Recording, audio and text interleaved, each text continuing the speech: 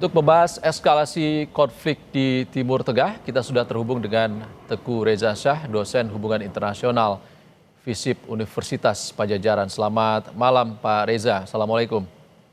Waalaikumsalam, selamat malam. Salam dari Bandung. Salam Pak Reza. Pak Reza, yang dikhawatirkan oleh masyarakat global adalah kemungkinan konflik antara Iran, Amerika Serikat, dan Israel ini meluas menjadi perang di kawasan Timur Tengah. Menurut Anda, analisis Anda, faktor apa yang paling menentukan eskalasi ini? Pertama, kalau saya merujuk kepada kawan-kawan saya di Iran, mereka mengatakan sebenarnya Amerika Serikat dan Israel itu sudah kalah. Karena mereka berdua ini menargetkan perang itu 3 hari. Dan sekarang perang itu sudah 1 minggu. Berarti Amerika Serikat dan Israel memiliki masalah dengan perencanaan. Kemudian juga mereka ternyata pertahanannya mulai koyak, di mana Iran itu sudah mulai menggunakan peluru-peluru kendali jarak menengah untuk sampai ke Israel. Ada memang kecenderungan ini perang meluas. Kita misalnya antara lain melihat banyaknya bandara yang sudah ditutup kan. Saya perhatikan bandara-bandara itu Abu Dhabi sudah ditutup, Ben Gurion di Israel ditutup, di Bahrain ditutup, di Qatar ditutup, Bandara Internasional Hamad, di Kuwait juga ditutup. Itu artinya negaranya sudah siap untuk bersikap lebih tegas ini, bersikap lebih tegasnya terhadap Amerika Serikat atau kepada atau kepada Iran. Tapi ini semua masih belum, saya belum memiliki informasi yang akurat soal itu ya. Tapi yang jelas juga adalah Iran ini sudah merasa di atas angin karena semua skenario yang dirancang oleh Amerika Serikat itu meleset. Misalnya penghancuran dari dalam meleset. Jadi tampaknya Iran sudah yakin sekarang bahwa kalau dalam hal dia terpaksa berhadapan dengan negara-negara sekitarnya, dia siap melakukan itu. Juga saya perhatikan Inggris juga sikapnya belum jelas, Spanyol juga belum jelas. Mereka komplain terhadap Amerika, mengeluh terhadap atas sepak terjang Amerika. Tapi ketegasannya sendiri belum ada. Walaupun Inggris sebenarnya merupakan anggota NATO, jadi kita masih berhadapan dengan situasi yang simpang siur. Oke, mungkin saja skenario perang itu meluas, ya, apalagi karena Iran sudah menutup Selat Hormuz tersebut. Cuman yang saya belum lihat adalah belum adanya komitmen dari negara-negara Timur Tengah. Mereka masih bingung. Mereka apakah ingin melihat Iran yang menguat, tapi resikonya adalah kalau kampanye Amerika Serikat itu pertarungan Sunni Syiah akan berjalan, atau mereka ingin melihat Iran lemah dengan resiko Israel Raya akan semakin cepat. Jadi sementara skenario-nya masih wait and see. Masih kita masih nunggu karena belum ada Oke. belum ada komitmen dari negara-negara tersebut untuk pegang Iran atau pegang Amerika Serikat. Tapi dari sisi Amerika Serikat sendiri, Donald Trump mengatakan siap berperang hingga 4 pekan lebih. Ini bagaimana?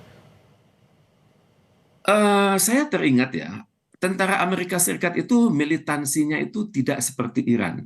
Ini sudah terbukti di perang di Vietnam di masa lalu, sudah terbukti juga di perang di Afghanistan. Mungkin dalam perang menggunakan teknologi tinggi, mungkin mereka berpikir menang ya. Tapi kalau begitu nanti masuk ke dalam perang darat, ini Iran sudah buktikan pangkalan-pangkalan Amerika Serikat itu sudah diserang. Dan ribuan personilnya yang jumlahnya 40.000 itu sudah terpencar-pencar. Sebagian sudah ke wilayah yang lebih aman, dan sebagian lagi hanya menjaga pos. Kalaupun itu terjadi, tentunya tidak sulit bagi Iran untuk melakukan perang darat karena mereka sudah benar-benar menguasai lokasi, misalnya lokasi bawah tanah. Dan saya perhatikan mereka banyak belajar dari pengalaman kita perang gerilya. Mereka belajar dari bukunya bukunya Bapak Nasution, dan juga mereka belajar dari pengalaman Vietnam. Jadi ini yang ditunggu oleh Iran sebenarnya, perang asimetris di mana nanti darat itu benar-benar Iran yang menguasai wilayah akan mengungguli Amerika Serikat. Ya kan kalau perang darat ini belum terjadi, perangnya masih jarak jauh, Amerika Serikat mengandalkan proksi-proksinya di Arab Teluk. Lalu Anda melihatnya apakah ini akan merugikan Amerika Serikat jika perang jarak jauh ini terlalu lama, terkait dengan biaya perangkah atau seperti apa? Strategi yang Iran miliki itu memang hebat ya. Dia mengandalkan peluru kendali balistik ya. Itu ada yang jarak pendek, misalnya jarak pendek itu sekitar 200 kilo, kemudian jarak menengah itu 750 sampai 1.000 kilo, jarak jauh itu sampai 3.500 kilo. 3.500 kilo ini yang akan menyasar menyasar Israel. Dan peluru kendali Iran itu memang sudah terarah bahkan sebelum terjadinya perang darat. Iran itu sudah menyasar wilayah-wilayah mana yang dianggap itu membahayakan. Misalnya dia tahu di Kuwait itu masih ada instalasi yang siap dengan perang laut. Kemudian dia juga sudah melihat bahwa ada destroyer yang berada di sekitar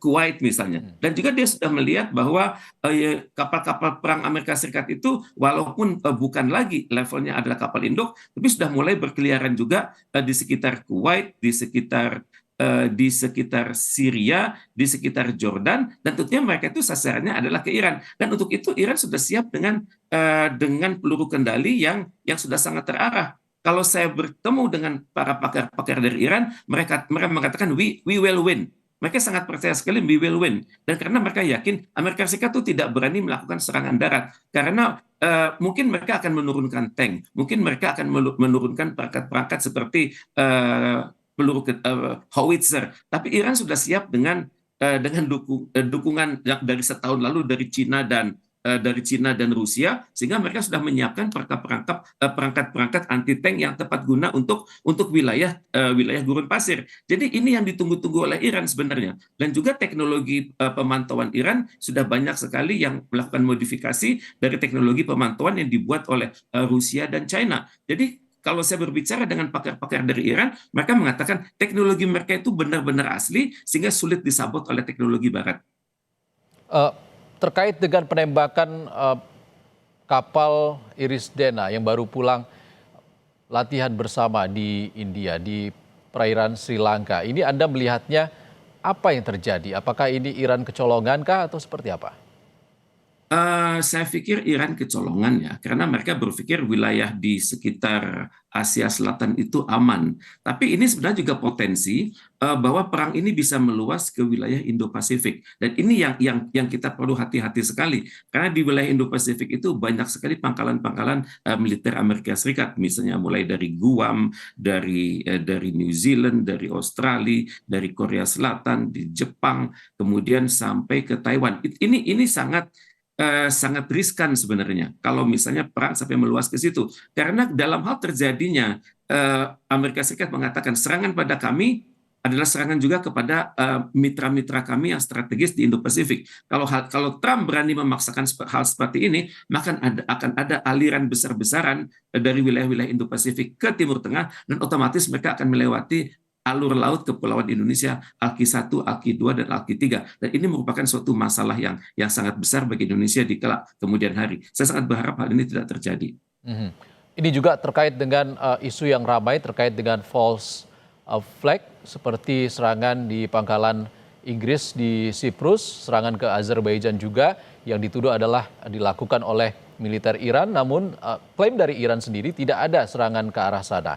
Ini Anda melihat apakah mungkin false flag ini adalah salah satu strategi perang, ataukah bagaimana Anda menganalisis ini? False flag ini adalah hal yang lazim ya, bahwa seolah-olah saya tidak bertanggung jawab atas yang terjadi, tapi yang pelakunya adalah lawan saya. Ini mungkin sekali. Dalam dunia intelijen, pembuatan bukti palsu itu sangat mudah. Kemudian juga perancangan skenario seolah-olah ada skenario yang berhasil dibocorkan itu juga mungkin. Cuman masalahnya dengan tingkat stres yang sangat tinggi ini, ternyata angkatan bersenjata di luar Iran, di luar Amerika, dan juga di luar Israel juga semakin peka begitu, karena mereka tidak mau terjebak dalam hal-hal yang merugikan mereka kelak. Karena itu mereka melakukan penelitian mendalam, dan dari situ mereka mengetahui bahwa pelakunya bukanlah yang dituduhkan oleh kalangan-kalangan Amerika Serikat maupun Israel tersebut.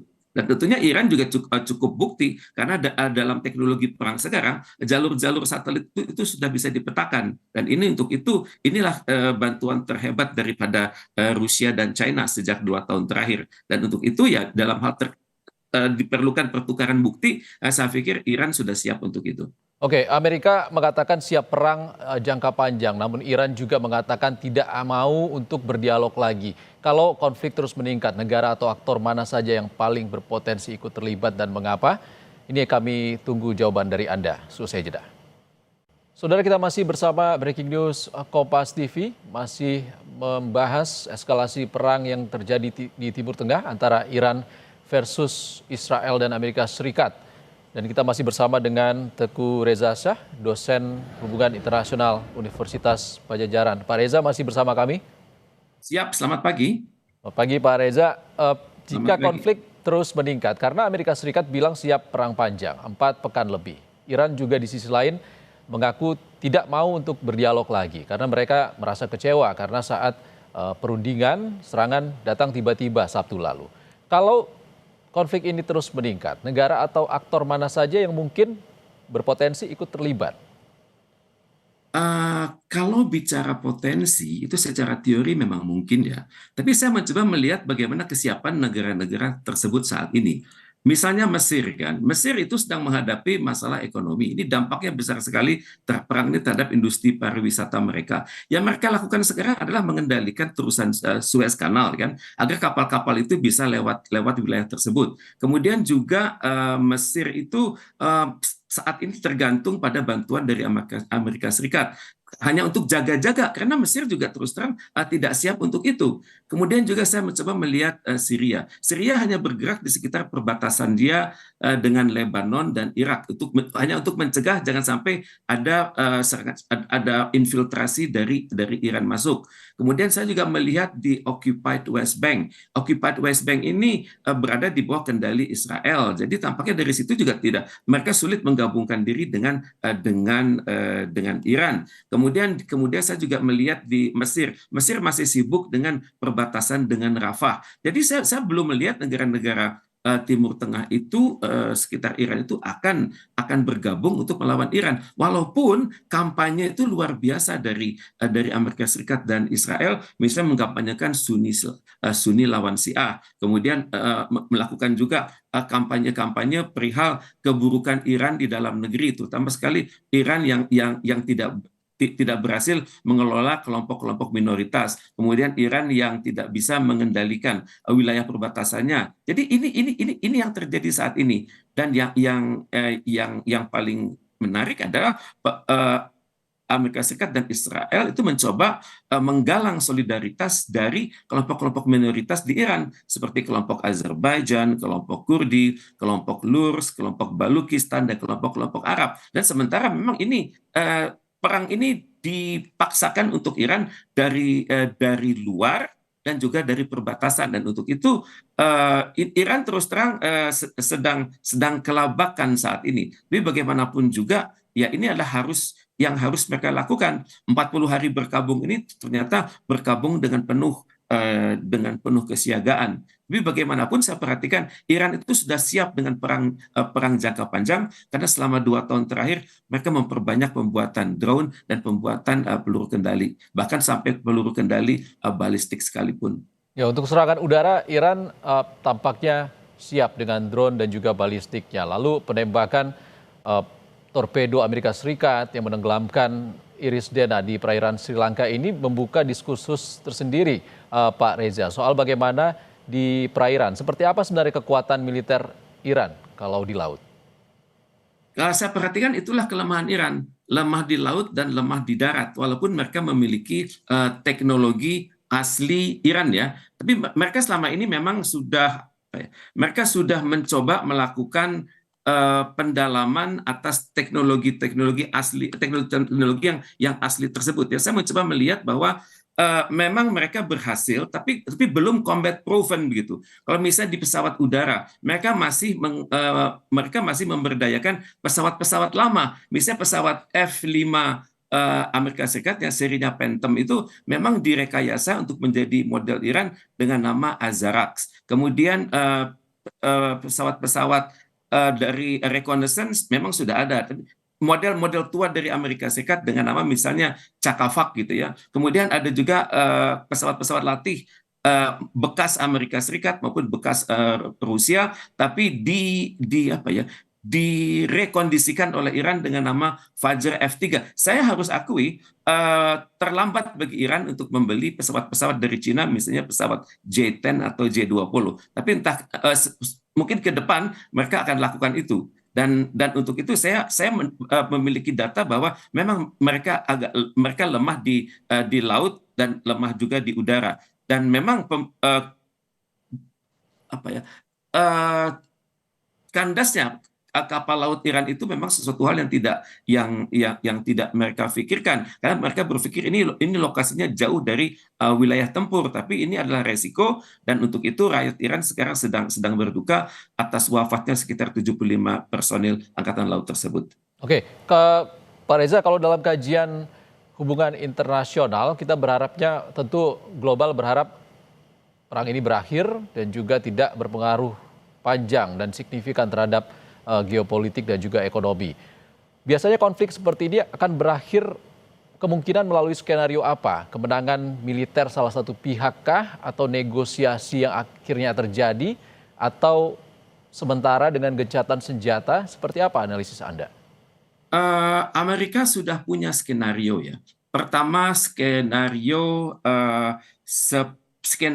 mereka menyerang dan Iran menyerah. Itu satu. Karena ini Trump itu maunya begitu, mengganti rezim, dan eh, syaratnya adalah rezim tersebut ditundukkan. Sudah dicoba ditundukkan pada hari Sabtu lalu, tapi ternyata tidak berhasil karena pemerintah Iran itu sangat kompak. Antara rakyat dan pemerintah itu ada sistem namanya marja'i taklid, di mana rakyat itu tidak mengkhianati negara mereka, dan mereka berpikir kami sudah bertahan lebih dari 3.000 tahun di muka bumi ini, masa harus menyembah-nyembah satu negara yang berdiri pada tahun 1776 silam. Tapi bagaimanapun skenario Donald Trump adalah namanya itu unconditional surrender.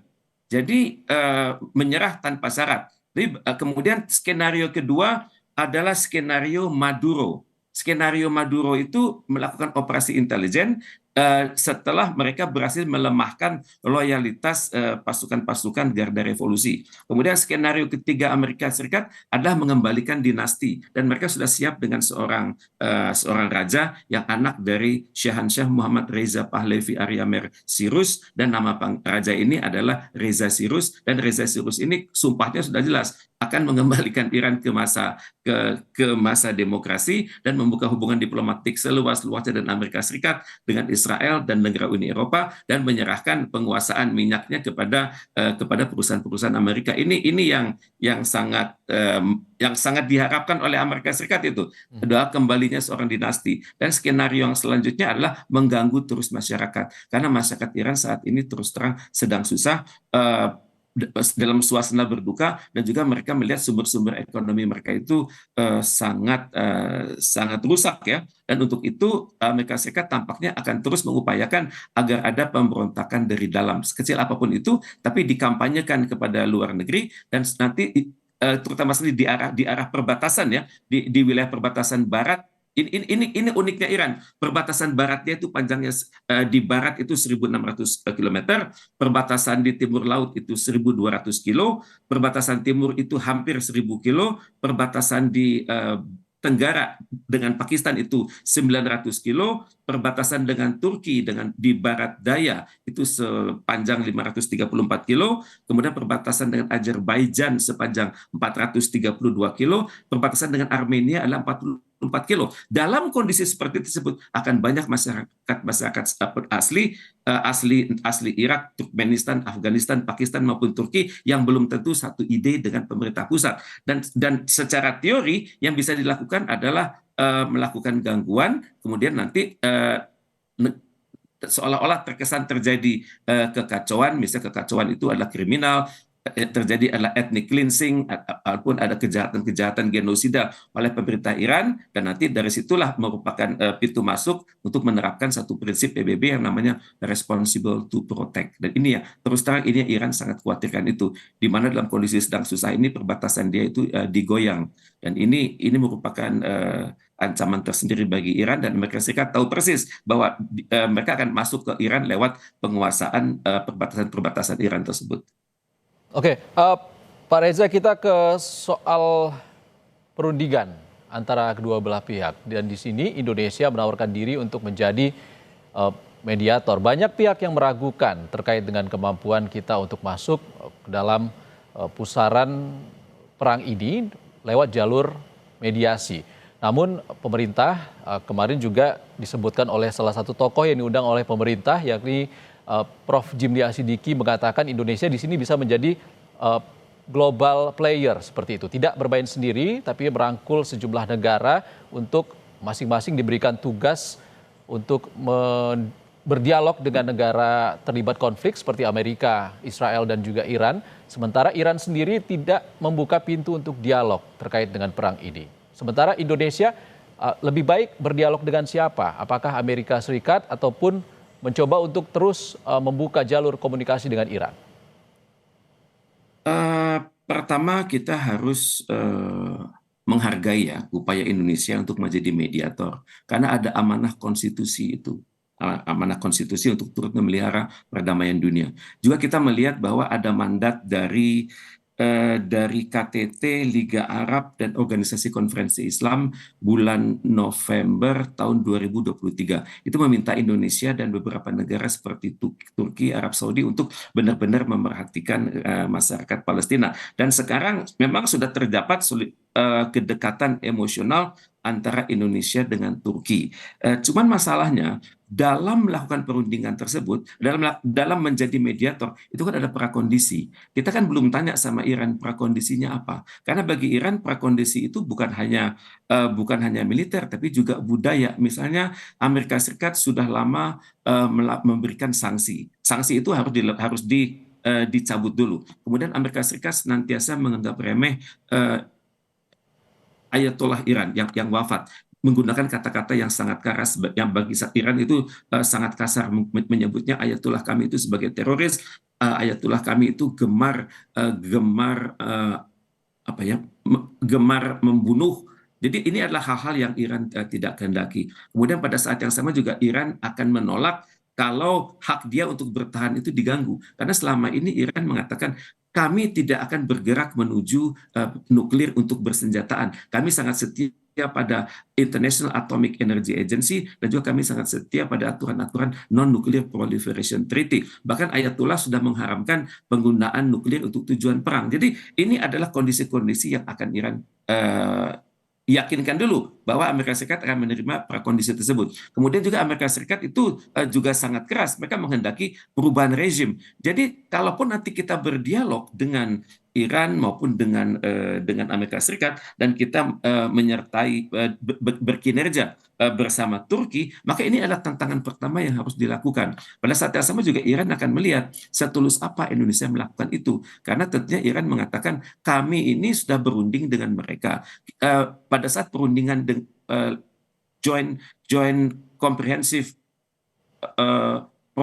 plan of action, Amerika Serikat itu yang menggagalkannya. Dan sekarang pada saat kami akan mencapai persetujuan yang sudah disupervisi oleh PBB, Amerika Serikat kembali melanggar itu. Jadi harus ada jaminan dulu. Kita harus bisa berdialog dengan Amerika Serikat bahwa kalau ini kalau benar-benar Anda percaya pada kami, maka ini adalah prakondisi. Iran minta, apakah Anda tidak akan ingkar janji?